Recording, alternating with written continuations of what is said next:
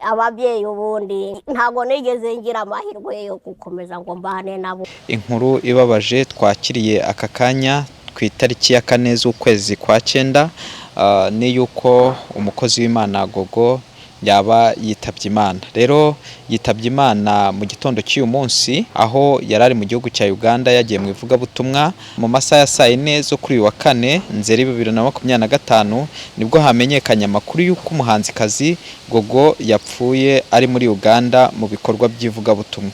Gogo yaramaze kumenyekana mu ndirimbo zo kuramya no guhimbaza Imana, by'umwihariko mu ndirimbo Blood of Jesus yatumye isi yose itangira kumuvugaho kugeza ubwo atumiwe muri Uganda mu bitaramo bitandukanye.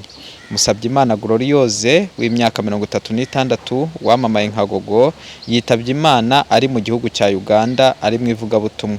Gogo wari wariyeguriye indirimbo zo kuramya no guhimbaza Imana, ntabwo yaramaze igihe kinini muri muzika nyarwanda, ndetse ntabwo yari arakora ndetse yaratarakora indirimbo nyinshi, gusa yari umwe mu bafite igikundiro.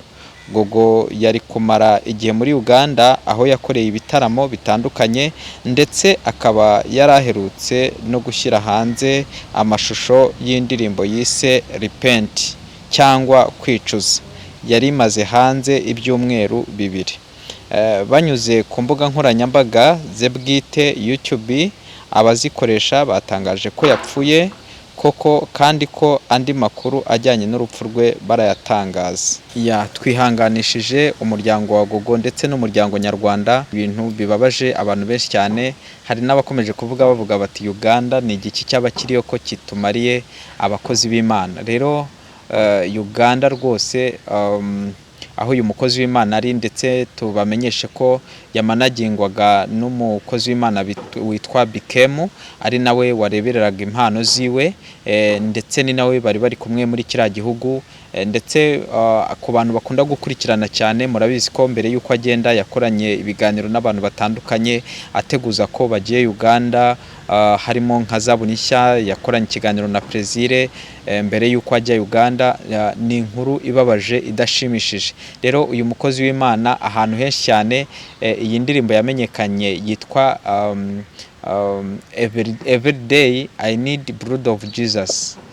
Rero ni indirimbo abantu benshi cyane bamenye, yaba muri ibi bihugu ndetse na Uganda ajya akunda kujya. Iyo ndirimbo niyo yamumenyekanishije muri ibyo bihugu byose, aho ahantu henshi cyane ako kantu kagiye kazenguruka, n'imiririmbire ye ikaba yari itangaje. Rero nk'umuntu wari utangiye kuzamuka, umuntu wari utangiye gukundwa, ni inkuru ibabaje, ni inkuru itari nziza kuba umukozi w'Imana Gogo bigenze gutya. Gusa nyine nk'uko abamureberera babivuge, cyangwa se abamurebereraga bavuze ko icyakora yamaze kwitaba Imana, ariko ibindi ku makuru yabyo baraza kubivugaho nyuma. Rero reka dukomeze tubakurikiranira iyi nkuru hafi, andi makuru ari buze turakomeza tuyabagezeho.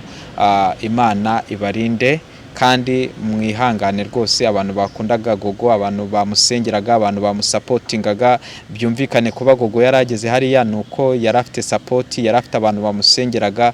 Rero abantu bamufashaga muri ibyo bikorwa rwose ndabasabira umugisha, Imana ibaha umugisha kandi nanabihanganisha.